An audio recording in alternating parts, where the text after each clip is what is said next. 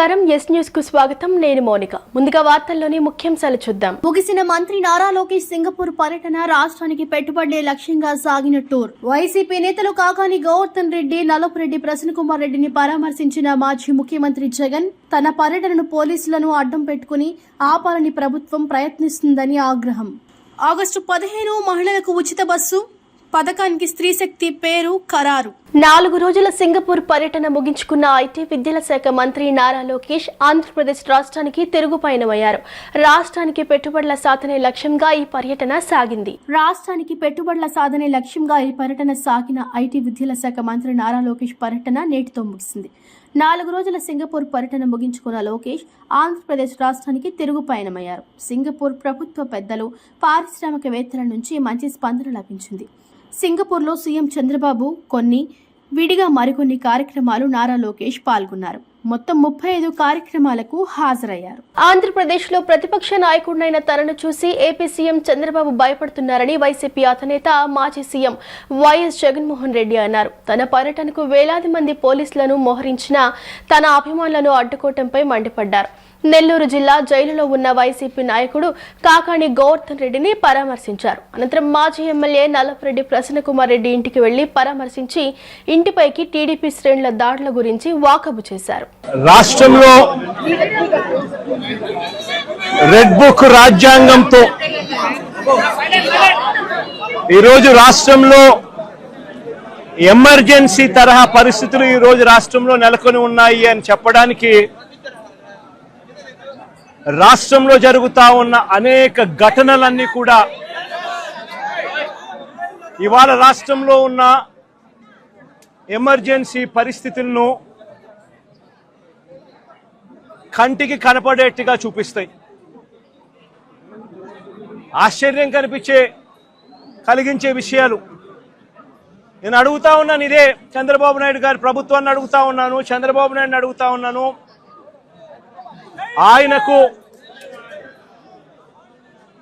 ఆయన అడుగులకు మడుగులెత్తే పోలీసు అధికారులను అడుగుతా ఉన్నాను. ఎందుకయ్యా ఈ ఆంక్షలు పెట్టారు అని అడుగుతా ఉన్నాను. ఎందుకయ్యా ఒక రాజకీయ నాయకుడు తమ పార్టీకి సంబంధించిన వాళ్ళను కలవడం ఏమైనా నేరమా అని అడుగుతా ఉన్నాను. అలా కలవడానికి వస్తే అదేమైనా తప్ప అని అడుగుతా ఉన్నాను. ఎందుకు ఆంక్షలు పెడతా ఉన్నారో అని అడుగుతా ఉన్నాను.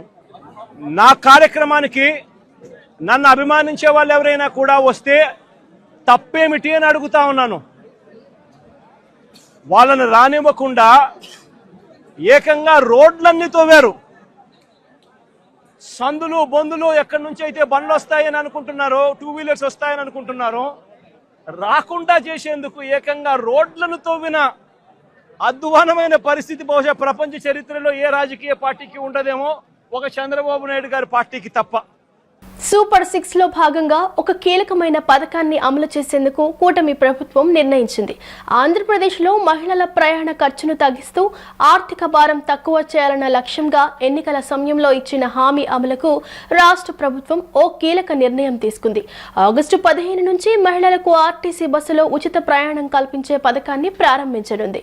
దీనికి స్త్రీశక్తి అనే పేరు పెట్టింది.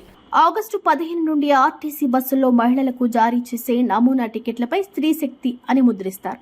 ప్రయాణం ఉచితంగా లభిస్తుందని తెలియజేస్తూ జీరో ఫేర్ టికెట్ అనే పేరుతో టికెట్లు జారీ చేస్తారు. వాటిపై ఛార్జీలు, ప్రభుత్వ రాయితీ వివరాలు కూడా స్పష్టంగా ముద్రించనున్నట్లు అధికారులు తెలిపారు. సిబ్బందికి శిక్షణ, సాఫ్ట్వేర్లో మార్పులు ఈ పథకం అమలులోకి వచ్చే నేపథ్యంలో ఆర్టీసీ డ్రైవర్లు, కండక్టర్లు, డిపో సిబ్బందికి ప్రత్యేక శిక్షణ ఇవ్వనున్నారు.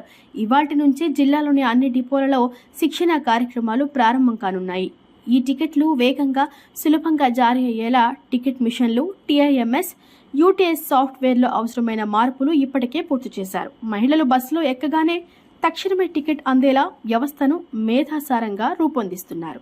విజయవాడలోని ప్రకాశం బ్యారేజ్ వద్ద వరద ఉధృతి పెరుగుతోంది. ఎగువ నుంచి బ్యారేజీకి వస్తున్న వరద నీరు 2,65,000 క్యూసెక్కులుగా ఉంది. కృష్ణా తూర్పు ప్రధాన కాలువ, కృష్ణా పశ్చిమ ప్రధాన కాలువ, గుంటూరు ఛానళ్లతో పాటు బ్యారేజీ దిగువకు నీటిని విడుదల చేస్తున్నారు. బ్యారేజీలోని 70 గేట్లు తెరిచి 10 గేట్లను 5 అడుగుల మేర 60 గేట్లను 6 అడుగుల మేర ఎత్తి నీటిని వదులుతున్నారు. కృష్ణానది పరివాహక ప్రాంత ప్రజలు, లంక గ్రామ ప్రజలు అప్రమత్తంగా ఉండాలని ఎన్టీఆర్ జిల్లా కలెక్టర్ డాక్టర్ జి. లక్ష్మీసా విజ్ఞప్తి చేశారు. ఎన్టీఆర్ జిల్లా పరిధిలోని ఇబ్రహీంపట్నం మండలం చినలంక, ఫెర్రీఘట్ ప్రాంతాల్లో కలెక్టర్ లక్ష్మీసా పర్యటించారు. విజయవాడ సబ్ కలెక్టరు చైతన్య ఇతర అధికారులతో కలిసి వరద ముంపు పరిస్థితిని పర్యవేక్షించారు. కృష్ణానదికి వరద దృష్ట్యా జిల్లా కలెక్టర్ కార్యాలయంలో కంట్రోల్ రూమ్ ఏర్పాటు చేశారు. వరద ముంపు బాధితులు 9154970454 నెంబర్కు సమాచారం ఇవ్వాలని కలెక్టర్ సూచించారు. 24 గంటలు కంట్రోల్ రూమ్ అందుబాటులో ఉంటుందని అన్నారు. తక్షణం వరద సహాయక చర్యల్లో పాల్గొనేందుకు క్షేత్రస్థాయిలో సమన్వయ శాఖల బృందాలు సిద్ధం చేశారు. ప్రకాశం బ్యారేజ్ కి దాదాపు 2.5 లక్షల క్యూసెక్స్ వాటర్ పులిచింతల నుంచి రావడం జరిగింది. దీంట్లో భాగంగా ఈ లోలేయింగ్ ఏరియాస్ అలాగే రైపేరియన్ విలేజెస్ అయితే ఉన్నాయో రివర్ పక్కన ఉన్న విలేజ్ అన్నిటికీ అలర్ట్ పెట్టి ఉన్నాము. అన్ని చోట అధికారులు అప్రమత్తంగా ఉన్నారు. ఈవెన్ ఎస్డీఆర్ఎఫ్ టీం కూడా ఎక్కడికక్కడ సంసిద్ధంగా ఉన్నారు. ఎక్కడ ఏమి ఇబ్బంది కలగకుండా పబ్లిక్ కి అవేర్నెస్ క్రియేట్ చేయడం జరిగింది. ముఖ్యంగా ఈ ఇబ్రాహీంపట్నం ఫెర్రీ పాయింట్ అలాగే పొత్తి సంగమము, చిన్నలంక, పెద్దలంక, సో ఈ ఏరియాలో లో లేయింగ్ ఏరియాస్ ఎక్కువ ఉన్నాయి, గ్రామాలు కూడా ఉన్నాయి కాబట్టి అక్కడ జాగ్రత్తలు వహిస్తూ అక్కడ ఏదైనా కనెక్షన్ పోయి ఉంటే రోడ్డుకి అక్కడ కావాల్సిన బోట్లు ఏర్పాటు ఇవన్నీ చేయడం జరిగింది. అలాగే ప్రకాశం బ్యారేజ్ దగ్గర దాని కింద కూడాను అన్ని దగ్గర మాన్సూన్ రెస్పాన్స్ టీమ్స్ పెట్టి ఎక్కడికక్కడ పబ్లిక్ అవేర్నెస్ క్రియేట్ చేస్తున్నాము. ఇప్పటివరకు అయితే ఏమి ఇబ్బంది ఎక్కడ లేదు. వచ్చే వాటర్ క్లీన్ గా సాఫ్ గా అది కిందకి వెళ్ళిపోతా ఉంది. అన్ని గేట్లు 70 గేట్లు ఓపెన్ చేయడం జరిగింది. దాదాపుగా 1,65,000 ఇప్పుడు వాటర్ సర్ప్లస్ వాటర్ కూడా కిందకి వెళ్ళిపోతుంది కాబట్టి ప్రాబ్లం లేదు. మానిటరింగ్ సో ఈ రోజు ఈవినింగ్ కల్లా మాక్సిమం 3 lakhs క్యూసెక్స్ కూడా వాటర్ వచ్చే అంచనా ఉంది. దానికి తగ్గట్టుగా మనం తయారీ కూడా ఉంది కాబట్టి ప్రజలు భయపడాల్సిన అవసరం లేదు. కానీ అప్రమత్తంగా ఉండండి. ఎక్కడైతే ఫెర్రీలు, ఘాట్లు అలాగే రివర్ ఏరియాలో నీళ్ళకి దిగకండి. అలాగే పిల్లల్ని, పశువుల్ని కూడా ఎక్కడ నీళ్ళ దగ్గరికి వెళ్ళనివ్వకండి. కొంచెం ఈ 2 days అప్రమత్తంగా ఉండండి. ఈ సందర్భంగా సుపరిపాలనకు తొలి అడుగు కార్యక్రమం ప్రజా సమస్యల పరిష్కారమే లక్ష్యంగా కొనసాగుతుందని విజయవాడ తూర్పు ఎమ్మెల్యే గద్దె రామ్మోహన్ తెలిపారు. కూటమి ప్రభుత్వం అధికారంలోకి వచ్చిన తర్వాత సంక్షేమం, అభివృద్ధి కార్యక్రమాలు సమానంగా ముందుకు తీసుకువెళ్లడం జరుగుతుందని తెలిపారు. విజయవాడ తూర్పు నియోజకవర్గం 10వ డివిజన్ భద్రయ్య నగర్ ఏరియాలో సుపరిపాలనలో తొలి అడుగు కార్యక్రమం జరిగింది. ఈ కార్యక్రమంలో శాసనసభ్యులు గద్దె రామ్మోహన్ పాల్గొన్నారు. ప్రభుత్వం అమలు చేస్తున్న సంక్షేమ పథకాలను వివరించడంతో పాటు సమస్యలను అడిగి తెలుసుకున్నారు. అనంతరం నిరుపేద కుటుంబానికి చెందిన వారికి స్వయం ఉపాధి చేసుకునేందుకు ప్లాట్ఫారం రిక్షా పంపిణీ చేశారు. ఈ సందర్భంగా మీడియాతో మాట్లాడుతూ సీఎం చంద్రబాబు సారథ్యంలో ప్రజలకు సుపరిపాలన అందుతుందని పేర్కొన్నారు. ఎన్నికల సమయంలో ఇచ్చిన హామీలను అమలు చేస్తూ మహిళలను ఆర్థికంగా బలోపేతం చేస్తున్నామని తెలిపారు. ప్రత్యేక యాప్ను ప్రభుత్వం రూపొందించిందని దాని ద్వారా ప్రజల సమస్యలను తీసుకువెళ్లడం జరుగుతుందన్నారు. సుపరిపాలన అందిస్తున్న కూటమి ప్రభుత్వానికి ప్రజలు కూడా సహకరించాలని కోరారు. కార్యక్రమంలో టీడీపీ నాయకులు, కార్యకర్తలు పాల్గొన్నారు. డోర్ టు డోర్ ప్రోగ్రాంలో ఈ యొక్క యాప్ని తయారు చేసిన వ్యక్తికి మనం ఇప్పుడు కూడా కృతజ్ఞతలే ఉండాలి. మనం ఇంటింటికి తిరగాలంటే సంవత్సరాలు పట్టే సమయం నుంచి పార్టీ శ్రేణులందరినీ కూడా సమిష్టిగా ఒక 5-6 వేల మంది ఇంటింటికి తిరగటం వలన సమస్యలు తెలియటమే కాకుండా దాని ద్వారా సమస్యల పరిష్కారానికి ప్రయత్నం చేయటమే కాకుండా ఒక అనుబంధం ప్రజలకి, పార్టీకి ఒక అనుబంధం ఏర్పడాలని, ఆ అనుబంధం దేని ద్వారా ఏర్పడుతుందంటే వాళ్ళ సమస్యలు పరిష్కారం చేసే దాని ద్వారా. ఆ కాన్సెప్ట్ యాప్ని తయారు చేసిన లోకేష్ బాబు గారికి, ఎందుకంటే ప్రపంచంలో హార్వర్డ్ యూనివర్సిటీ అంటే ప్రపంచ స్థాయి యూనివర్సిటీ, మొదటి 1వ ర్యాంకులో ఉన్న యూనివర్సిటీ. ఆ యూనివర్సిటీలో చదివిన వ్యక్తి. వాళ్ళు ఖరగ్పూర్ ఐఐటి అనగానే మనందరికీ ఏం కనపడుతుంది, వీళ్ళు చాలా తెలివిగల వాళ్ళు, మంచి సమర్థులు, వీళ్ళకి మంచి మంచి ఉద్యోగాలు వస్తాయనే ఫీలింగ్ ఉంటుంది.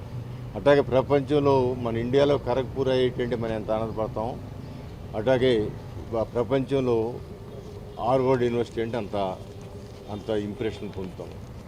అలా ఈ యాప్ను తయారు చేయటం వలన పార్టీ శ్రేణులు కూడా చాలా సులువుగా ప్రజల దగ్గరికి వెళ్ళే అవకాశం వచ్చింది.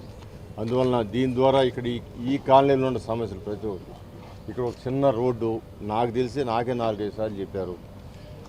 దాన్ని వాళ్ళ అతీక్షణత, వాళ్ళ ఆవేదన చూసి ఇప్పుడు ఫోన్ చేస్తే రేపు 24 గంటలు ఆ రోడ్డును పూర్తి చేస్తామని చెప్పడం జరిగింది. అదేవిధంగా మంచినీళ్ళు ఇక్కడ దాకా వచ్చి ఇక్కడికి సరిగా రాకపోవటం వలన అది కూడా ఈ గారితో మాట్లాడితే 20 లక్షల రూపాయలు దానికి శాంక్షన్ చేశాం. అది టెండర్ స్టేజ్లో ఉంది. ఆ టెండర్ కూడా తొందరగా పూర్తి చేసి ఎంటీ వేయిస్తామని చెప్పారు. మాకు కూడా ఇవన్నీ కూడా మాకు కూడా రికార్డు అవుతాయి. రేపు మేము కూడా ఆన్సరబిలిటీ ఆ రోడ్డు 24 గంటలు వేస్తాను, రోడ్డు 24 45 72 అట్లీస్ట్ అటు వేసారా లేదా అని మళ్ళీ మేము వెరిఫికేషన్ ఆ యాప్ ద్వారానే చూసుకునే అవకాశం ఉంటుంది. అదేవిధంగా మంచినీళ్ళు. ఈరోజు 10వ division old PNT colony Bhadraiah నగర్కి మన ఎమ్మెల్యే గారు వచ్చున్నారు. ఇక్కడ చిన్న చిన్న ప్రాబ్లమ్స్ 1-2 ఉన్నాయండి. ఈ ప్రాబ్లమ్స్ అన్నీ కూడా వారికి చెప్పడం జరిగింది. ఈ కూటమి ప్రభుత్వం ఏర్పడిన తరువాత మరి రాష్ట్రం ఏ రకంగా ప్రగతిలో ముందుకెళ్తుందో మన అందరికీ తెలిసిన విషయమే. ఈ సుపరిపాలన తొలి అడుగు కార్యక్రమంలో భాగంగా ఈ కాలనీకి రావడం జరిగింది. ఇది ఒక మంచి మోడల్ కాలనీగా దీన్ని తీర్చిదిద్దాలనేదే మా అందరి అభిప్రాయం. మరి ఈ కాలనీ వాసులందరూ కూడా ఎప్పటి నుంచో తెలుగుదేశాన్ని అంటే విపరీతమైన అభిమానంతో ఉన్న వారే. మరి ఇక్కడ ప్రతి ఒక్కరు కూడా పార్టీ కోసం కృషి చేస్తా, అందరి కోసం, మన రాష్ట్ర మనుగడ కోసం నిలబడిన ప్రతి ఒక్కరికి కూడా, ఇక్కడికి వచ్చిన అందరికీ కూడా ధన్యవాదాలు తెలియజేసుకుంటున్నాము. ఇక్కడ ఉన్నటువంటి చిన్న సమస్యలన్నింటినీ కూడా పరిష్కరించి త్వరలోనే ఇక్కడ ఒక రోడ్డు, తర్వాత మంచినీళ్ళు కూడా వేస్తామని చెప్పడం జరిగింది. ఈ పరిపాలనలో భాగంగా మేమందరం కూడా చంద్రబాబు గారితో కూడా మరి ముందుకి అడుగు వేస్తూ ఈ పరిపాలన యొక్క వాల్యూస్ దీంట్లో ప్రతి ఒక్కరికి వచ్చేటటువంటి ఇవన్నీ అందరికీ అందుతున్నాయా లేదా అని కనుక్కోవడం, ఎవరికైనా రాకపోతే దాన్ని వెంటనే నోట్ చేసుకుని మరి ప్రభుత్వానికి తెలియజేయడం కూడా, పార్టీ ఆఫీస్ తెలియజేయడం కూడా జరుగుతూ ఉంది.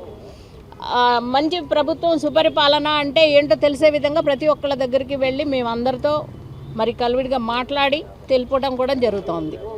గద్దె రామ్మోహన్ గారు, మా ఎమ్మెల్యే గారు, అట్లాగే మా ఏరియా కార్పొరేటర్ దేవినేని అపర్ణ గారు, మా ఇంటి రోడ్లో అంటే మా ఇంటి రోడ్ దీనికి క్లస్టర్ ఇన్ఛార్జ్ కూడా ఉన్నాను నేను 260వ బూత్కి. ఆ బూత్లో జరిగిన తొలి అడుగు సుపరిపాలనలో తొలి అడుగు అనే కార్యక్రమం కింద మేము ఇక్కడ ఎమ్మెల్యే గారు అందరం కలిసి ఈ కాలనీలో 2 రోడ్లలో ఉన్న సమస్యలు అవన్నీ ఆయనకి తెలియజేసి ఈ పనులు అయ్యేట్టుగా మేమంతా నాయకత్వంలో ఈ కాలనీ వాసులందరికీ హామీలు ఇచ్చి ప్రతి విషయంలోనూ చంద్రబాబు గారు, లోకేష్ గారు చేస్తున్న ఈ కార్యక్రమాలకి పవన్ కళ్యాణ్ గారితో కలిసి కూటమి మోడీ గారి ఆశీస్సులతో ఈ కూటమి గవర్నమెంట్ నడుస్తూ ప్రతి విషయంలోనూ ఏదన్నా ఈ కార్యక్రమం అనేది మా రోడ్లో మేము ఉంటా కూడా అన్ని సమస్యలు మాకు అర్థం కానీ కూడా మా రోడ్లో మేము తిరిగితే రకరకాల సమస్యలు తెలిసినాయి. ఆ సమస్యలన్నీ కూడా వివరించుకొని అవి అయ్యేట్టుగా మేము కారణంగా చేస్తామని చెప్పి మా ఎమ్మెల్యే గారు అపర్ణ గారు ఇచ్చారు. తప్పకుండా మేమంతా కూడా హామీ ఇచ్చారు. సుపరిపాలన తొలి అడుగు కార్యక్రమం బాగా సక్సెస్ అయ్యి గవర్నమెంట్కి మంచి పేరు రావాలని చెప్పి కోరుకుంటున్నాం. నిర్దిష్ట ప్రణాళికతో విద్యార్థులకు విద్యాబోధన చేస్తూ నిబద్ధతకు మారుపేరుగా ఎస్కేపీవీ హిందూ హై స్కూల్ గణిత శాస్త్ర ఉపాధ్యాయులు ఉమ్మడిశెట్టి వెంకటేశ్వరరావు నిలిచారని స్కూల్స్ కమిటీ కార్యదర్శి కేఎల్వి మోహన్ రావు కొనియాడారు. ఉమ్మడిశెట్టి వెంకటేశ్వరరావు గత 36 సంవత్సరాలుగా విద్యాసేవలో తరించి ఆదర్శప్రాయంగా నిలిచారని చెప్పారు. విజయవాడ ఎస్కేపీవీ హిందూ హై స్కూల్ 36 సంవత్సరాలుగా గణిత శాస్త్ర ఉపాధ్యాయుడిగా విధులు నిర్వహించిన ఉమ్మడిశెట్టి వెంకటేశ్వరరావు పదవీ విరమణ కార్యక్రమం హిందూ హై స్కూల్ ఆవరణలో నిర్వహించారు. ఈ కార్యక్రమానికి ముఖ్య అతిథులుగా విచ్చేసిన Mohan Rao, Hindu high schools committee ఉపాధ్యక్షులు అన్నం రామకృష్ణారావు, కేబీఎన్ కళాశాల సెక్రటరీ అండ్ కరెస్పాండెంట్ తూనికుంట్ల శ్రీనివాసులతో కలిసి తొలుత జ్యోతి ప్రజ్వలన చేసి కార్యక్రమాన్ని ప్రారంభించారు. అనంతరం కమిటీ ఉపాధ్యక్షులు అన్నం రామకృష్ణారావు మాట్లాడుతూ హిందూ హై స్కూల్కు సుమారు 125 ఏళ్ల ఘన చరిత్రలో వేలాది మంది విద్యార్థులను ఉన్నత స్థానంలో నిలబెట్టిన గురుతుల్యులు ఉండటం పాఠశాలకు గర్వకారణమన్నారు. కేబీఎన్ కళాశాల secretary and correspondent doctor Tunikuntla Srinivas మాట్లాడుతూ హిందూ హై స్కూల్ కమిటీ ఆధ్వర్యంలో పనిచేస్తున్న అన్ని ఇన్స్టిట్యూషన్స్లో నిబద్ధత, అంకిత భావంతో విధులు నిర్వహిస్తున్న ఉపాధ్యాయులు ఉండటంతో పాటు ఆధ్యాత్మిక, ఆరోగ్య, సేవా సంబంధిత ప్రత్యేక కార్యక్రమాలను సైతం నిర్వహిస్తున్నట్లు తెలిపారు. అనంతరం ఉద్యోగ విరమణ చేస్తున్న యు వెంకటేశ్వరరావు దంపతులను ఘనంగా సత్కరించారు. ఈ కార్యక్రమంలో SKPVV Hindu high school committee administration అధికారి డాక్టర్ వి నారాయణరావు, కేబీఎన్ కళాశాల ఎగ్జిక్యూటివ్ అధికారి N Srinivasarao, Hindu high school ప్రధానోపాధ్యాయుడు కంచర్ల శ్రీనివాసరావు, అసిస్టెంట్ ప్రధానోపాధ్యాయుడు ఎస్ భరత్ కుమార్, ఉపాధ్యాయుల ప్రతినిధి బ్రహ్మేశ్వరరావు, ఉపాధ్యాయులు తదితరులు పాల్గొన్నారు. ఉమ్మడిశెట్టి వెంకటేశ్వరరావు గారు పదవీ విరమణ సందర్భంగా ఆయన ఎక్కడా కూడా వ్యక్తిత్వంలో చాలా మంచివాడు, ఏ కబురైనా సరే వ్యతిరేకతగా లేదు. తర్వాత 6వ తరగతి నుండి 10వ తరగతి వరకు గణితంలో ఉత్తీర్ణుడు. ఆయన 100% మార్కులు తెప్పించిన వాడు ఆ స్టూడెంట్స్ అందరికీ కూడా. అలాగే 2 కుమారులు, వాళ్ళను కూడా మంచి స్థానాల్లో పొజిషన్లో ఉంచాడు. ఆయన సతీమణి కూడా ఒక ఉపాధ్యాయుని. వాళ్ళిద్దరూ కూడా కష్టపడి ఆ కుటుంబాన్ని పోషించి క్రమశిక్షణలో వాళ్ళకు వాళ్ళే సాటని అనేటట్లుగా చేశారు. ఈయన ఉదయాన్న 2:30కు నిద్ర లెగిసి 3ంటికి కృష్ణానది స్నానం చేసి అక్కడి నుండి డైలీ సాధనలు చేసి అమ్మవారి గుడికి వెళ్ళి మళ్ళీ 9ంటికల్లా డ్యూటీకి వచ్చేస్తారు. డ్యూటీ పరంగా చాలా పర్ఫెక్ట్గా ఉంటారు. మా ఎస్కేపీవి హిందూ స్కూల్ కమిటీలో గత 36 సంవత్సరాలుగా పనిచేస్తున్నారు. 1907లో ఈ ఎస్కేపీవి హిందూ స్కూల్ ఇన్స్టిట్యూషన్స్ స్టార్ట్ చేయడం జరిగింది. అప్పటి నుంచి కూడా ఇప్పుడు దాకా రకరకాల ఇన్స్టిట్యూషన్స్తో ఇవాళ దేదీప్యమానంగా జరుగుతుంది. దానికి ముఖ్య కారణం ఏంటంటే మాకు ఇటువంటి కమిటెడ్ స్టాఫ్ ఉంటాం. ఇవాళ ఆయన ఏజ్ రూపేణా ఆయన్ని రిటైర్ చేస్తున్నారు, కానీ ఆయన ఇంకా సర్వీస్ ఇవ్వగలిగే శక్తి ఉన్న వ్యక్తి. అటువంటి వాళ్ళు ఖచ్చితంగా సొసైటీకి ఎంతో ఉపయోగపడతారు. అటువంటి వాళ్ళ సేవలు ఖచ్చితంగా మేము ముందు కూడా ఇంకా తీసుకుంటామని చెప్తూ సెలవు తీసుకున్నాం. స్కూల్స్ కమిటీకి ఉపాధ్యక్షుడిని. ఈ ఉమ్మడిశెట్టి వెంకటేశ్వరరావు గారు అనే ఆయన మా పాఠశాలలో 36 సంవత్సరాల నుంచి ఎనలేని సేవ చేస్తూ విద్యార్థులకు క్రమశిక్షణతో విద్యాబుద్ధులు నేర్పిస్తూ ఒక చదువులే కాకుండా సంస్కారంతో సహా నేర్పిస్తున్నారు. అదేవిధంగా ఆయన ఇండివిజువల్గా చూసినా కూడా గిన్నీస్ బుక్ ఆఫ్ వరల్డ్ రికార్డులో పడవల మీద ఈయన యోగ సాధన చేస్తూ సాధించారు. మా కమిటీలో గిన్నీస్ బుక్ ఆఫ్ వరల్డ్ రికార్డులో టీచర్స్లు వెళ్ళడం అనేది ఇదే ప్రప్రథమం. ఇది మాకు ఒక రకంగా గర్వకారణం. ఆయన సర్వీసులు ఉత్తరోత్తర కూడా మా పాఠశాలకు ఉపయోగపడాలని, ఆయన ఆరోగ్య ఐశ్వర్యాలతోటి కలకాలం బాగుండాలని కోరుకుంటున్నాను. టీటీడీ కళ్యాణ మండపం ఆవరణలోని శ్రీ వెంకటేశ్వర స్వామి వారి ఆలయంలో 5 రోజులుగా జరుగుతున్న అష్టబంధన, మహాసంప్రోక్షణ, కుంభాభిషేక మహోత్సవాలు వైభవంగా ముగిశాయి. ముగింపును పురస్కరించుకుని పూర్ణాహుతి కార్యక్రమాన్ని కన్నుల పండువగా నిర్వహించారు. ఋత్వికుల వేద మంత్రోచ్చారణలు, మంగళ వాయిద్యాల నడుమ నయన మనోహరంగా సాగిన కుంభాభిషేక మహోత్సవాలు, పూర్ణాహుతి కార్యక్రమాలను తిలకించిన భక్తజనం పరవశించారు. పొన్నమతోటలోని టీటీడీ కళ్యాణ మండపం ఆవరణలో వేంచేసి ఉన్న శ్రీ వెంకటేశ్వర స్వామి వారి ఆలయాన్ని నిర్మించి 12 సంవత్సరాలు పూర్తయిన సందర్భాన్ని పురస్కరించుకొని అష్టబంధన, మహాసంప్రోక్షణ, కుంభాభిషేకం మహోత్సవాలు నిర్వహించారు. పంచాహ్నిక దీక్షతో చేపట్టిన ఈ ఉత్సవాలలో భాగంగా 5 రోజుల పాటు స్వామివార్లకు వైదిక కార్యక్రమాలను శాస్త్రోక్తంగా నిర్వహించారు. ఈ ఉత్సవాలలో ఆఖరి రోజున మహాకుంభాభిషేకం, మహాపూర్ణాహుతి కార్యక్రమాలను శాస్త్రానుసారం నిర్వహించారు. కుంభసింబ సమారోహణం, కళవాహనం, ప్రథమ కాలార్చన, మహాసంప్రోక్షణ, అక్షతారోహణ, బ్రహ్మఘోష వంటి వైదిక కార్యక్రమాలను ఋత్వికులు శాస్త్రోక్తంగా జరిపించారు. వేద పండితుల మంత్రోచ్చారణలు, మంగళ వాయిద్యాల నడుమ మహాపూర్ణాహుతి కన్నుల పండువగా సాగింది. ఈ సందర్భంగా టీటీడీ సూపరింటెండెంట్ ఎం మల్లికార్జున మాట్లాడుతూ స్వామివారి ఆలయాన్ని స్థాపించి 12 ఏళ్లు పూర్తయిన సందర్భాన్ని పురస్కరించుకుని అష్టబంధన, మహాసంప్రోక్షణ, కుంభాభిషేక మహోత్సవాలను నిర్వహించామని తెలిపారు. 5 రోజుల పాటు విశేష పూజలు, హోమాలు భక్తి శ్రద్ధలతో జరిపించామని వివరించారు. మహాకుంభాభిషేక, మహాపూర్ణాహుతి అనంతరం భక్తులకు అన్నప్రసాద వితరణ చేసినట్లు ఆయన వివరించారు. ఈ కార్యక్రమంలో టీటీడీ అధికారులు, వేద పండితులు, గోవింద సేవా సమితి భక్తులు పాల్గొన్నారు. తిరుమల తిరుపతి దేవస్థానం ఆధ్వర్యంలో అనుబంధ ఆలయమైన శ్రీ వెంకటేశ్వర స్వామి ఆలయం పొన్నమ్మ తోటలో వెలిసి ఇప్పటికీ ఈ రోజుకి 12 సంవత్సరాలు పూర్తి చేసుకున్న శుభ సందర్భంలో ప్రతి 12 సంవత్సరాలకు ఒకసారి టీటీడీ ఆనవాయితీ ప్రకారము సంప్రోక్షణ కార్యక్రమం చేపట్టదలుచుకున్నారు. ఈ సందర్భంగా ఆగమ అడ్వైజరు పెద్దల నిర్ణయంతో ఈ నెల 26 నుంచి అంకురార్పణ చేసి ఈ 31వ తారీఖున మహాసంప్రోక్షణతో ఈ ఆలయ అష్టబంధన కార్యక్రమాలు, తదితర పూజలు ప్రతిరోజు ప్రతినిత్యం ఉదయం, సాయంత్రం హోమాలు జరిగాయి. ఈరోజు మహాకుంభాభిషేకం జరుగుతుంది. జరిగి శాంతి హోమంతో పూర్తి అవుతుంది.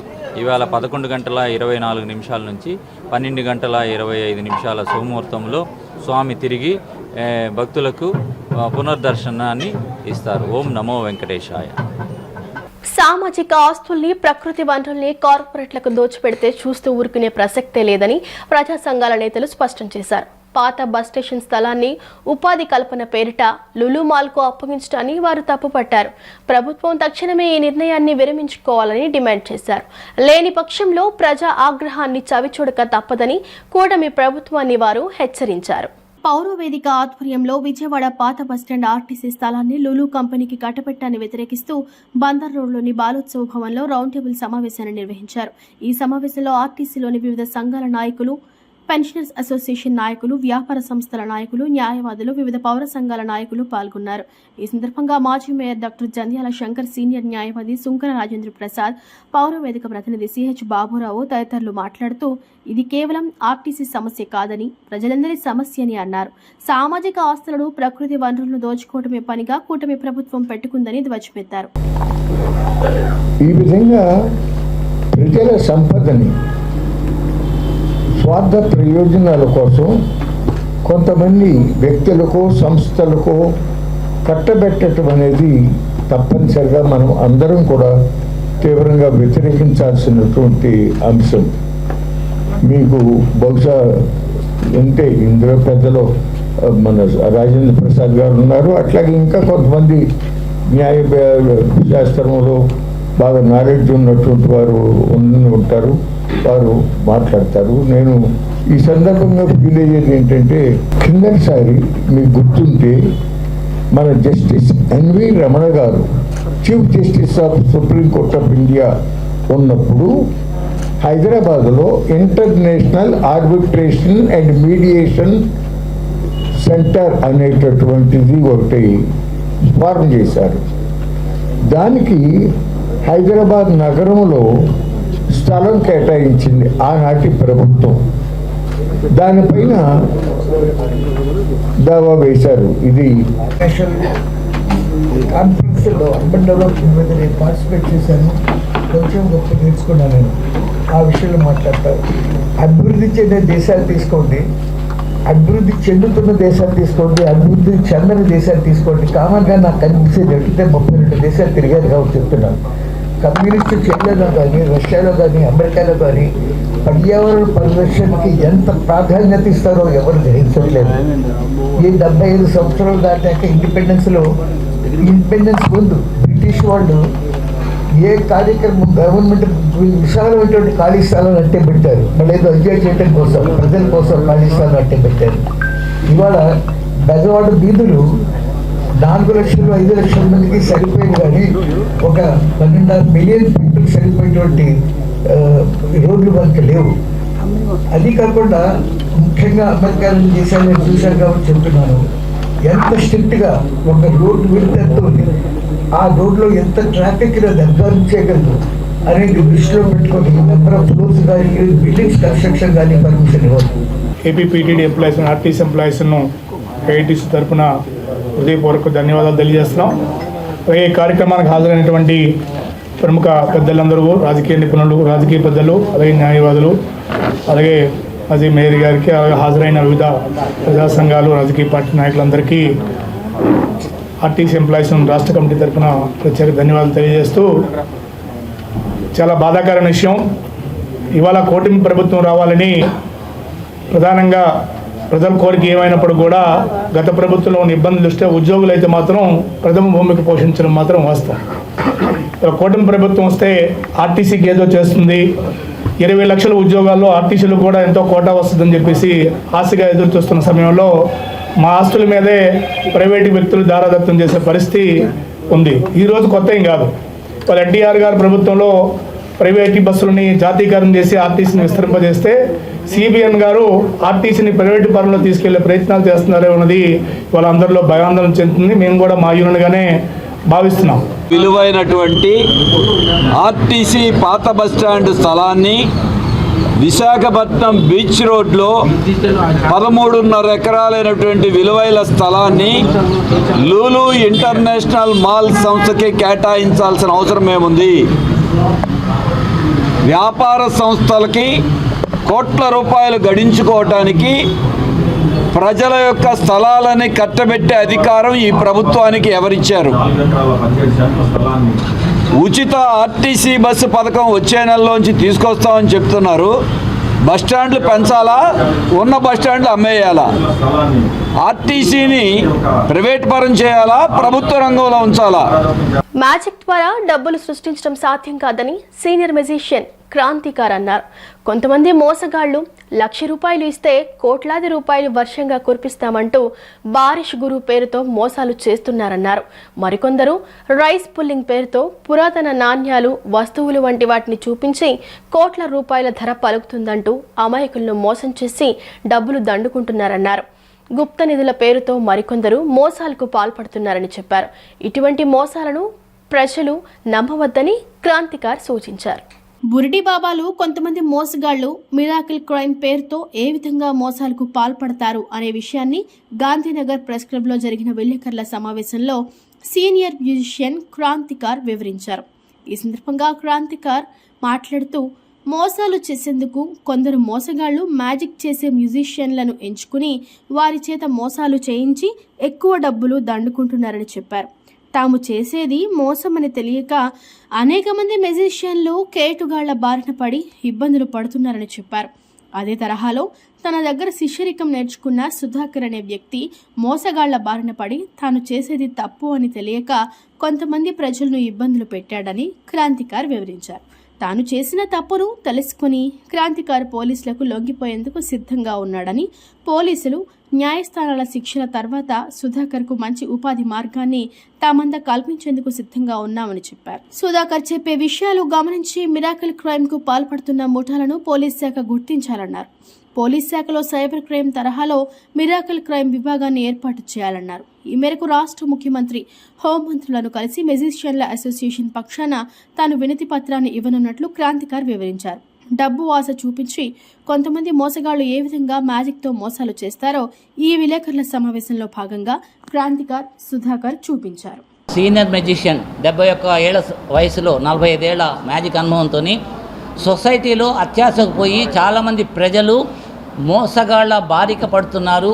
ఆ మోసాలు చేసే విధానాల్లో ఆర్పి రైస్ పుల్లింగ్ అని ఒక రాగి చెంబుని కొన్ని కోట్ల రూపాయలు విలువ చేస్తూనే ₹1,00,000 వసూలు చేసి వాళ్ళ దగ్గర మోసం చేస్తారు. ఆ చెంబు ఎందుకు పనికిరాదు. అలాగే బారిష్, ఒక గురువుని తీసుకొస్తారు, రూపాయలు వర్షం కురిపిస్తారు. మీరు కనుక ఒక 25 లక్షలు ఇస్తే మీకు 100 కోట్ల వర్షం మీ ఇంట్లో కురిపిస్తాడు ఆయన అవి వాళ్ళకి చెల్లవు, గురువులకి చెల్లవు, మీకు చెల్తాయని చెప్పి వాళ్ళ 25 లక్షలు తీసుకొని ఆ మీడియేట్స్ మాయమవుతారు. గురువుని మాత్రం ప్రదర్శనకు వాడుకుంటారు. ఆ గురువుకి కొంత డబ్బులు ఇచ్చి పంపించేస్తారు. ఈ మీడియేట్స్ మాత్రం ప్రజల దగ్గర డబ్బులు తీసుకొని మాకు సమయం గురువు మాయమైపోయాడు, పారిపోయాడు అని చెప్తుంటారు. ఇలాగా గుప్త నిధులు మీ లోపల, మీ ఇంట్లోనో మీ పొలంలోనో కొన్ని కోట్ల రూపాయలు విలువైన బంగారం ఉంది అని గురువు వచ్చి అక్కడ నిమ్మకాయలు లేపి చూపిస్తాడు. నీకు అక్కడ నిమ్మకాయలు లేపేది కూడా అక్కడ పెట్టాను, యాక్చువల్గా మీకు చేయలేదు, ఇప్పుడు వెళ్ళే ముందు చూపిస్తాను. నిమ్మకాయ ఎలా గాల్లో తేలుద్ది అది కూడా చూడండి. రాష్ట్ర ప్రభుత్వం విడుదల చేసిన జీవో నెంబర్ 13 ప్రకారం 2260 ప్రత్యేక ఉపాధ్యాయ పోస్టులకు తక్షణమే సిలబస్ ప్రకటించి డిఎస్సి నోటిఫికేషన్ విడుదల చేయాలని డివైఎఫ్ రాష్ట్ర కార్యదర్శి జి రామన్న డిమాండ్ చేశారు. ధర్నా చౌక్లో ఈ మేరకు ధర్నా నిర్వహించారు. రాష్ట్రంలో 86,000 మంది ప్రత్యేక అవసరాల పిల్లలకు న్యాయం జరిగేలా చూడాలని కోరారు. గత 20 ఏళ్లుగా స్పెషల్ బీఈడీ, డిఈడి చేసిన నిరుద్యోగులు ఎదురు చూస్తున్నందున జూలై 15 లోపు నోటిఫికేషన్ ఇవ్వాలని, వయోపరిమితి సడలింపు కల్పించాలని డిమాండ్ చేశారు. ఈ కార్యక్రమంలో ఎస్ఎఫ్ఐ రాష్ట్ర అధ్యక్షుడు రామ్మోహన్, డివైఎఫ్ఐ జిల్లా నాయకులు మరియు అభ్యర్థులు పాల్గొన్నారు. ముందుగా మీడియా మిత్రులందరికీ నమస్కారం. నా పేరు జి రామన్న, డివైఎఫ్ఐ రాష్ట్ర కార్యదర్శి. ఈరోజు రాష్ట్రంలో దాదాపు 80,000 మందికి పైగా ఒక ప్రత్యేక తరగతి సంబంధించినటువంటి పిల్లలకు చదువు చెప్పేటువంటి నిరుద్యోగులు ఈరోజు ఆందోళన చేస్తున్నాము. స్పెషల్ డిఎస్ మీద ఇప్పటికే 2019 నుంచి ఇప్పటిదాకా అనేక మంది నిరుద్యోగులు ఈ రాష్ట్రంలో స్పెషల్ ఎడ్యుకేషన్ చేసి డిఎస్ కోసం ఎదురు చూస్తున్నారు. చివరికి సుప్రీంకోర్టు కూడా గైడెన్స్ ఇచ్చేసింది. దాదాపు ఏప్రిల్ అనుకుంటాను, ఏప్రిల్ నెలలో రాష్ట్ర ప్రభుత్వ క్యాబినెట్ కూడా దాదాపు 2,260 పోస్టులకు ఆమోదం కూడా తెలిపింది. కానీ ఇప్పటిదాకా నోటిఫికేషన్లో మట్టుకు భర్తీ చేయడానికి ఇంకా ప్రభుత్వం చొరవ చూడడం లేదు. అందుకనే తక్షణమే DSC notification, special DSC education సంబంధించిన నోటిఫికేషన్ ఇవ్వాలనేది మా మొదటి డిమాండ్. 2, దీన్ని 100% రిక్రూట్మెంట్ డైరెక్ట్గా చేయాలనేటువంటిది మా రెండో డిమాండ్. ఎంచేతంటే ఈరోజు సుప్రీంకోర్టు గైడ్లైన్స్ కానీ లేదా నిరుద్యోగులకు జనరల్గా నోటిఫికేషను నిరుద్యోగులకు ఇవ్వాలి. అందుకనే మేము అడుగుతుంది, నిజంగా అంతకుముందు ఎవరైతే ఆర్పి దాంట్లో ఉన్న వాళ్ళు ఉన్నారో కాంట్రాక్ట్ వాళ్ళకి ఏదైనా మీరు గౌరవ వేతనం ఇస్తారా, మాకు అభ్యంతరం లేదు. లేదా వారిని వాళ్ళకి ఇంకొంచెం వేతనం పెంచినా మాకు అభ్యంతరం లేదు. కానీ నిరుద్యోగులను పొట్టగొట్టి ఏదైతే ఉందో దాన్ని అది కరెక్ట్ కాదు. నా పేరు బేత రాజకుమారు, వెస్ట్ గోదావరి డిస్టిక్ నుంచి వచ్చాము. 2016 to 18 స్పెషల్ ఎడ్యుకేషన్ చేసాము. మేము హీరింగ్ ఇంపీర్మెంట్ మీద మేము ఎడ్యుకేషన్ చేసాము. కాకపోతే ఏంటంటే 2022లో స్పెషల్ టెట్ 1B 2B అని నిర్వహించారు. అప్పుడు నిర్వహించి 2022 ఒకటి, 24 ఒకటి, 25లో కూడా నిర్వహించారు. కేవలం టెట్ల మట్టుకే పెట్టుకుంటూ వెళ్తున్నారు స్పెషల్కి సంబంధించి. ఈ స్పెషల్ ఎడ్యుకేషన్కి సంబంధించి RT 2009 యాక్ట్ ప్రకారం మాట్లాడితే ప్రతి 10 మంది విద్యార్థులకు ఒక టీచర్ ఉండాలి. అది కూడా స్పెషల్ ఎడ్యుకేషన్ చేసిన వాళ్ళు అయి ఉండాలి. కాకపోతే గవర్నమెంట్ ఏం చేస్తుంది, IRTలు అని చెప్పి చూపించి వాళ్ళకే పర్మనెంట్ చేసే విధంగా చూస్తుంది. కాకపోతే గవర్నమెంట్కి సుప్రీంకోర్టు ఆల్రెడీ 2021 గైడ్లైన్స్ ప్రకారం ఏం చెప్పిందంటే రాష్ట్రంలో దివ్యాంగ విద్యార్థులు మొత్తం అందరూ కలిసి 86,000కు పైగా ఉన్నారు. వార్తలు ముగించే ముందు ముఖ్యాంశాలు మరోసారి. ముగిసిన మంత్రి నారా లోకేష్ సింగపూర్ పర్యటన రాష్ట్రానికి పెట్టుబడులే లక్ష్యంగా సాగిన టూర్. వైసీపీ నేతలు కాకాని గోవర్ధన్ రెడ్డి, నల్లపురెడ్డి ప్రసన్న కుమార్ రెడ్డిని పరామర్శించిన మాజీ ముఖ్యమంత్రి జగన్ తన పర్యటనను పోలీసులను అడ్డం పెట్టుకుని ఆపాలని ప్రభుత్వం ప్రయత్నిస్తుందని ఆగ్రహం. ఆగస్టు 15 మహిళలకు ఉచిత బస్సు పథకానికి స్త్రీ శక్తి పేరు ఖరారు. ఈ వార్తలు ఇంతటితో సమాప్తం. నమస్కారం.